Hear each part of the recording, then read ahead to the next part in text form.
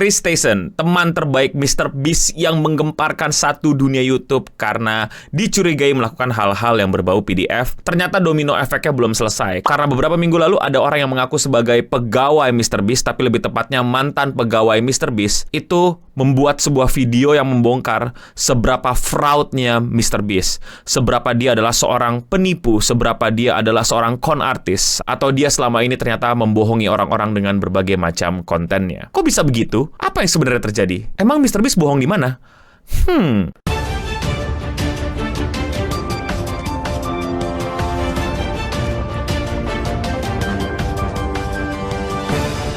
Orang ini menyebut dirinya sebagai Dogpack404. Tiba-tiba mengeluarkan sebuah video YouTube yang panjangnya hampir 1 jam dengan judul I work for Mr. Beast, he is a fraud. Yang artinya, gue kerja buat Mr. Beast dan dia adalah penipu. Ini video durasinya hampir 1 jam dan gue nggak mau gue jadi kayak YouTuber yang ding ding ding ding ding ding ding ding ding ding ding ding ding ding. Remote AC ini bukan remote AC biasa. Nih kalau kena pala lu sih ya benjolnya kayak sama sih, tapi ya pokoknya lu tonton dulu sendiri.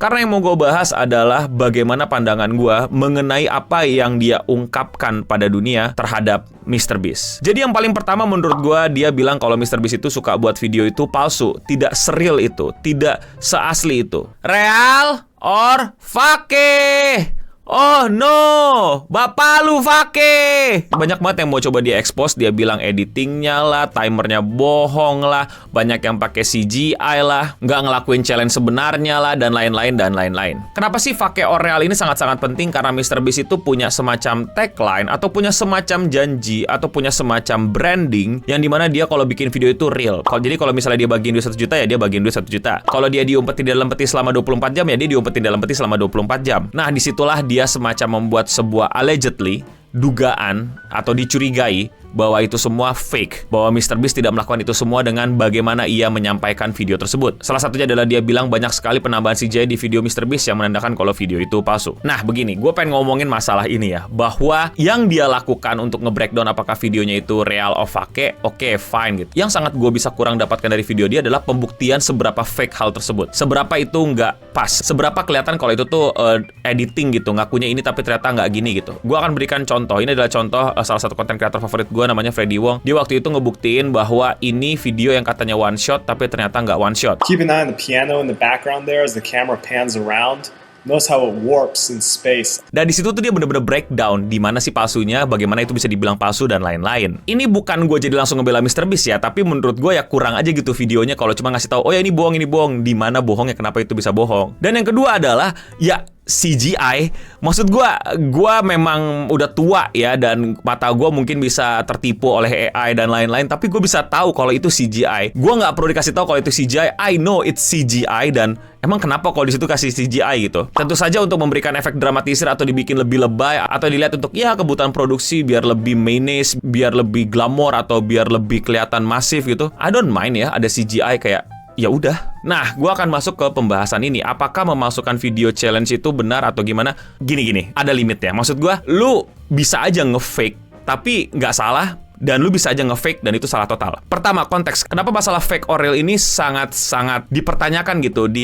Dibutuhkan kejelasannya gitu. Karena ada orang yang bener-bener kayak Mr. Beast style konten, namanya Erek, yang baru aja ke-expose kalau dia itu banyak bikin challenge yang tidak sesuai omongannya. Dia bilang challenge katanya jalan lurus, tapi nggak jalan lurus. Dia challenge katanya bikin video selama beberapa hari tanpa berhenti, ternyata itu video stokan. Ya, Erek ini terinspirasi mau nggak mau dari Mr. Beast. Dan dari situlah mulai orang mempertanyakan, nah Mr. Beast ini sepalsu kayak Erek nggak? Ngebohongin kita juga kayak Erek nggak? Nah, disitulah orang mulai mempertanyakan. Dan sekedar info aja, kayaknya udah jadi banyak rahasia juga gitu. Kalau banyak di luar sana dan mungkin di sekitar kita, itu ada loh yang bikin sok-sokan kayak Mr. Beast atau ya emang giveaway aja. Tapi mereka tuh bohong, bilangnya pilih random, nggak taunya teman sendiri, asistennya, anak asistennya, atau yang sok-sokan kayak Mr. Beast tapi ternyata hadiahnya nggak dikasih, dapat gaji doang. Ada yang bikin video kebaikan ngasih iPhone, ternyata iPhone-nya diambil balik, cuma dikasih cash, itu pun cashnya cuma berapa. Itu udah sampai masuk berita dan banyak, dan kalian bisa cari sendiri. Yang kayak gitu fake, dan itu menurut gua nggak oke. Makanya limitasi gue terhadap sesuatu yang dipalsukan sama yang asli adalah terserah videonya mau editingnya kayak gimana, tambah CGI atau digeser-geser dikit atau ditambahin sound effect. Jelas-jelas di situ ada manipulasi gitu. Dari editing aja udah pasti ada manipulasi. Tapi yang nggak boleh adalah kontesnya palsu, pesertanya palsu, dan hadiahnya palsu. Udah paham dong ya? Kontesnya palsu adalah itu ternyata bukan kontes, itu bohong-bohongan. Udah tahu pemenangnya siapa. Dari awal ditentukan dia yang harus menang, yang lainnya cuma acting. Kontestannya palsu juga itu dipikirnya orang yang random kepilih, ataunya orang-orang yang udah dipilih dan emang udah disiapkan, udah diajarin acting, udah diajarin scripting dan lain-lain dan lain-lain.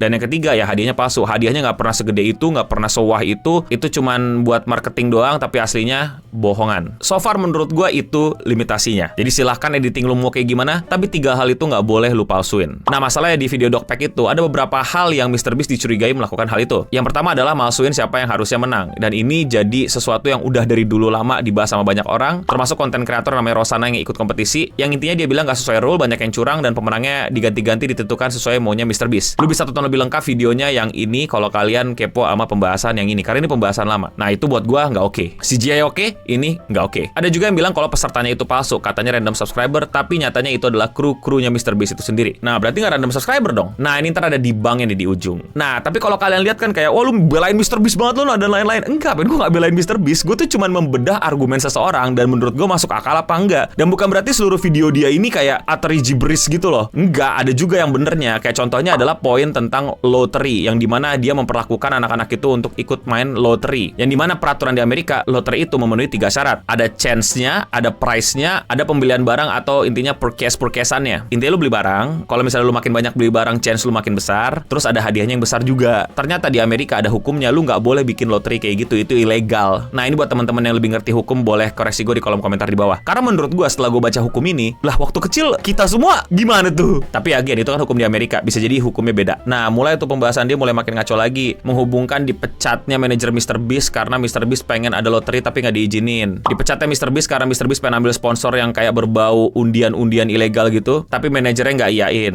Meanwhile itu udah terjadi bertahun-tahun yang lalu dan manajernya itu mundur, bukan dipecat baru-baru ini. Gue nggak tahu dipecat apa mundur, tapi intinya udah nggak lagi jadi manajer MrBeast itu baru-baru ini. Dan kayak anjir terlalu maksain sih lu, terlalu slippery slope gitu, masukin 2 hal itu jadi sebuah hal yang berhubungan. Ya mungkin ada hal lain yang mungkin jauh lebih parah atau mungkin yang profesional gitu, atau sesimpel masalah udah nggak cocok aja gitu. Kenapa hubungannya itu? Terus dia ngomongin masalah hipokritnya MrBeast. Dia bikin coklat yang dimana coklat itu bikin obesitas, tapi dia bikin video banyak untuk nyembuhin orang-orang yang sakit yang penyakitnya diduga berasal dari hal-hal yang terjadi sama coklatnya. Dia bilangnya obesitas gitu kan, orang buta gara-gara obesitas dan lain-lain yang lumpuh dan lain-lain. Ya buat gue itu lagi-lagi gimana ya, kejauhan sih mikirnya. Jadi sayang banget poin-poin dia sepanjang 1 jam itu tuh banyak yang buat gue cuman geleng kepala. Nah inget ya, inilah bedanya kita. Gua itu menilai sesuatu itu argumentasinya bagaimana. Nggak peduli dia nyerang MrBeast yang probably adalah favorit kalian atau favorit gua gitu, argumennya masuk akal apa enggak. Dan satu video ini tuh argumen dia banyak, poin yang dia keluarin tuh banyak. Bisa ada beberapa yang gue setuju, bisa beberapa ada yang gue nggak setuju, dan fine-fine aja. Lu tuh melihat dunia tuh kayak hitam putih gitu. Kalau orang nggak sependapat sama lu, berarti orang itu salah semua, nggak boleh gue ikutin, nggak boleh gue dengerin dan lain-lain. Kayak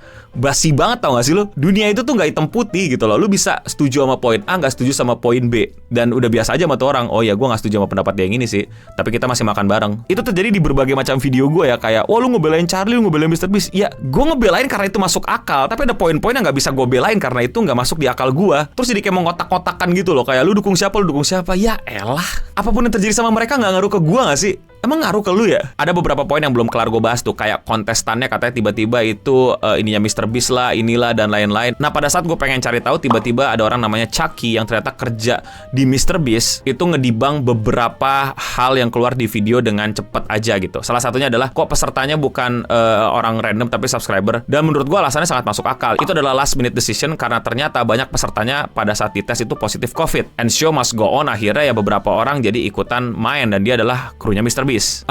Menurut gue masuk akal tuh. Gue udah pernah kerja di behind the scene, di produksi-produksi yang bukan YouTube doang ya, produksi film, iklan, video klip, bahkan film. Banyak decision-decision tuh yang bukan kayak tiba-tiba random aja gitu. Gue pengen ini tuh, enggak, tapi karena keadaan, karena situasi, karena sesuatu yang bahkan force major gitu. Tapi show must go on, karena lu yang nggak bisa tiba-tiba hari ini nggak jadi syuting ya. Itu tuh lu tuh cuman bukan buang-buang waktu produksi, tapi lu buang-buang uang dan kesempatan untuk ngumpulin orang sebanyak itu. Jadi kayak gitu tuh gue bisa kayak, oh masuk akal nih. Dan lain-lain dia ngedibang sendiri, lu bisa baca sendiri dan lu bisa tarik kesimpulan lu sendiri. Tapi ya gue pengen ngebahas lebih ke masalah pemalsuan video. Seboleh apa sih palsuin video gitu? Dalam kategori video-video yang kompetisi seperti MrBeast ya menurut gue ya 3 itu. Kalau kompetisinya palsu, pesertanya palsu, dan hadiahnya yang palsu, itulah yang paling nggak boleh. Nah itu gue nggak tahu hukumnya ada apa nggak. Ya itu menurut pandangan gue.